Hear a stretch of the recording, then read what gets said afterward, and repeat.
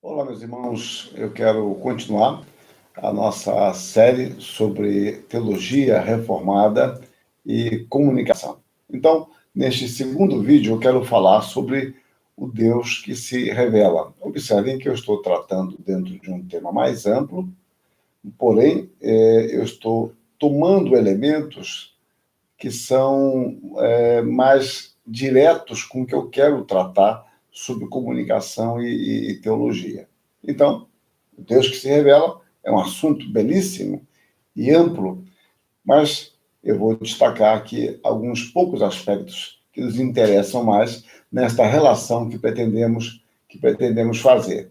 Então, nós podemos observar que o Deus que cremos é um Deus que se revela na criação, deixando suas marcas. A Bíblia, ela retrata isso com muita ênfase. Eu posso aqui citar apenas 2 ou 3 textos, mas a Bíblia toda nos mostra isso. Mas peguemos o Salmo 19:1. Os céus proclamam a glória de Deus e o firmamento anuncia as obras das suas mãos. Ou seja, Deus dá testemunho de si mesmo na sua criação. E agora a criação aponta para Deus, indicando quem foi o seu Criador. Somente Deus poderia criar todas as coisas e ele dá testemunho disso por meio de sua obra criada. O Salmo 8 também nos diz isso, mas eu vou citar aqui Atos 14:17, quando Paulo diz aos pagãos que queriam adorá-lo, queriam servi-lo como se ele fosse um Deus. E ele se afasta desses homens e diz que Deus não se deixou ficar sem testemunho de si mesmo, fazendo bem, dando-vos do céu chuvas e estações frutíferas, enchendo o vosso coração de fartura e de alegria. Então, percebam, Deus, ele dá sinais o tempo todo da criação e do seu cuidado para conosco. Aquilo que nos parece como algo natural, na realidade, essa naturalidade é fruto da ação de Deus, o Deus transcendente e pessoal. É ele quem mantém a ordem de toda a sua criação a despeito do pecado. E aí ele manifesta mais uma vez que ele é o Deus bondoso, o Deus misericordioso, o Deus que se relaciona conosco. As Escrituras, elas começam com eu estou dizendo, chamando aqui, de uma proposição ontológica revelacional histórica.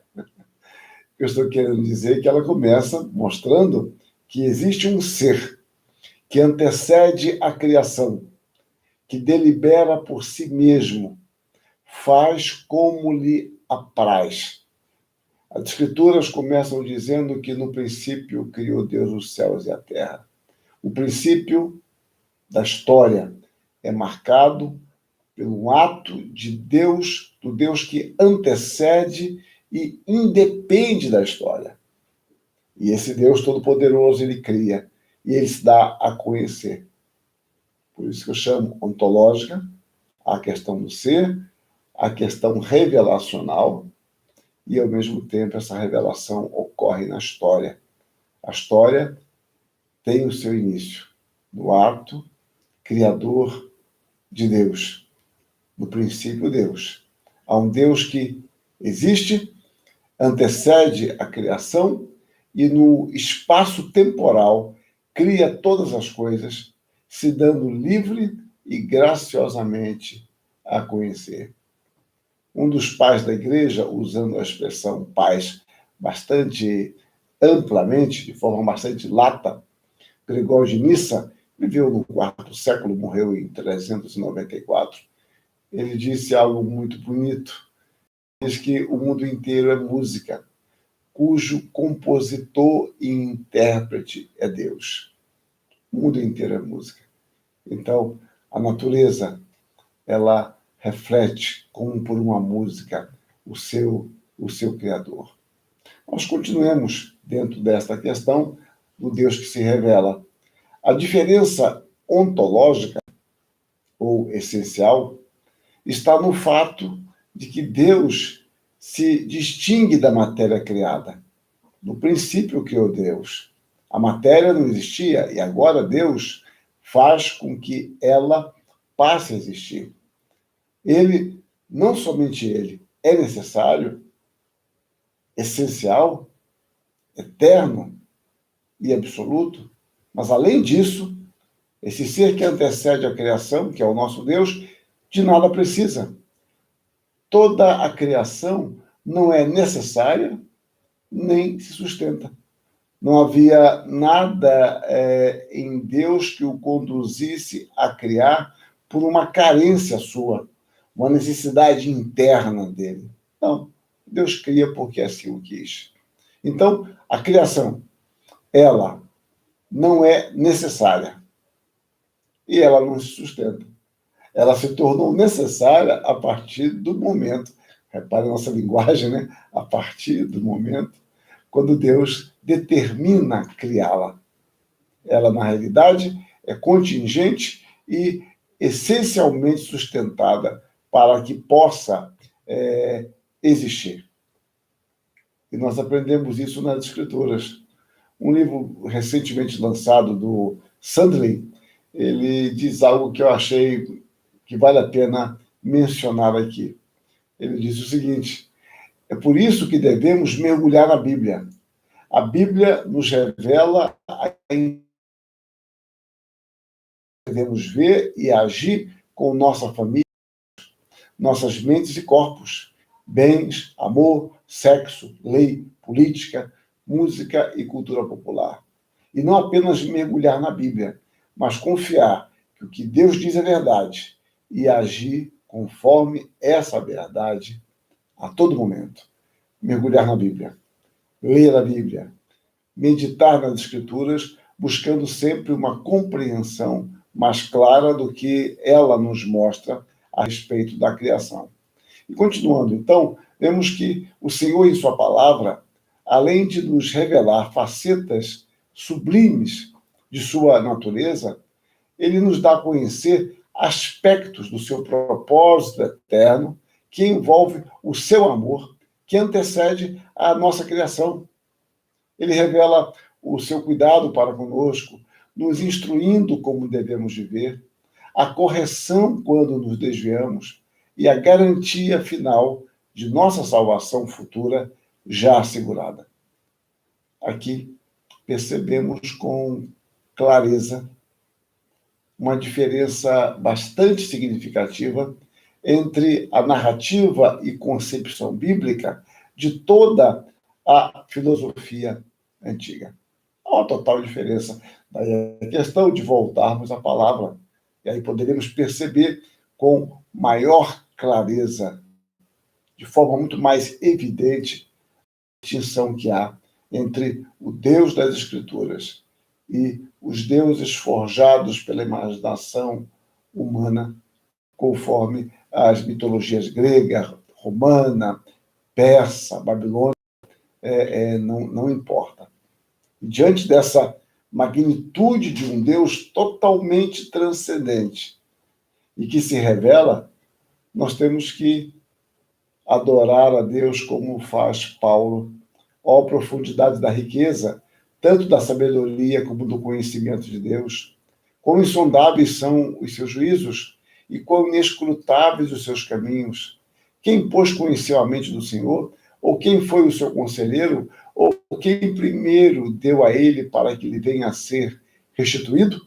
Porque dele, por meio dele, para ele, são todas as coisas, a ele, pois, a glória eternamente. Amém. Este é o nosso Deus. Por isso, meus irmãos, antes do que um conceito a mais do que uma teoria ou abstração, as Escrituras nos põem em contato com um Deus vivo e pessoal, que age e fala. As primeiras palavras das Escrituras fornecem o fundamento de toda a nossa compreensão teológica. Um dos fundamentos da doutrina cristã é a certeza de que cremos em um Deus soberano, todo-poderoso, que nos ama e se dá a conhecer pessoalmente a nós. Sem a revelação de Deus, seria impossível crer ou falar de Deus. No entanto, nós podemos conhecê-lo genuína e pessoalmente, como diz o Salmo 76. Conhecido é Deus em Judá, grande o seu nome em Israel. O nome de Deus é grande, é o Gadol, é imenso. É conhecido este nome de Deus. Deus é, de fato, conhecido. A santidade de Deus, que envolve a sua glória, ela nos fala de uma separação daquilo que é comum. E esta santidade de Deus não exclui, isto é magnífico. A santidade de Deus que nos fala de separação, de algo acima, não exclui o aspecto relacional de sua revelação. Deus é quem dá início ao diálogo. A ação humana é sempre uma resposta possibilitada pela graça, porque é Deus quem vem ao nosso encontro. É Deus quem inicia o contato. E mais, Deus não só inicia, mas torna possível esse diálogo, nos capacitando a responder. Então, a comunicação de Deus, um ser infinito pessoal, transcendente, que se revela e que se dá a conhecer. E quando nós pensamos nesta revelação de Deus, observamos que ela é real, ela não é uma ficção. Deus não inventou coisas, ele não criou genealogias, lendas ou mitos para que a nossa fé se ampare nisso. Não, Deus se comunica realmente conosco. A comunicação de Deus, ela é verdadeira, no sentido de que Deus se revela tal qual ele é, dentro da proporção que estabeleceu para que possamos entendê-lo. Não há fingimento em Deus. Deus se manifesta como justo, porque ele é justo. Ele se manifesta como santo, porque ele é santo. E mais, a revelação de Deus é adequada. Deus se acomoda à nossa compreensão. Deus é quem criou as nossas estruturas intelectuais e ele sabe quais são as nossas estruturas, os limites e as possibilidades de alcance, e ele se revela e faz registrar a sua revelação de uma forma acurática, adaptada à nossa capacidade de compreensão. E é por isso, e somente por isso, que nós podemos falar de teologia, porque Deus se dá a conhecer. E é por isso também que a nossa teologia, ela nunca é arquetípica, ela nunca é o fundamento da verdade. A nossa teologia, ela procura ser ectípica, que significa cópia, e ela procura ser uma cópia mais fiel possível da revelação, para que corresponda adequada, verazmente, realmente, àquilo que Deus revelou em sua palavra. Então, observe, todo o nosso pensar teológico, todo o nosso agir parte de um princípio, de que há um Deus que se deu a conhecer a nós graciosamente. E nós podemos nos relacionar com ele. E nós podemos falar com segurança, com firmeza, porque nós temos um Deus que nos permite conhecer, entender e comunicar estas verdades. No próximo vídeo, eu quero começar a falar sobre comunicação. Nós estamos caminhando, teologia, agora comunicação, e depois vamos tentar relacionar estas coisas dentro de uma perspectiva reformada. Que Deus nos abençoe e nos guarde, nos encha de alegria por podermos nos relacionar pessoal, francamente, diretamente com o nosso Deus. Amém.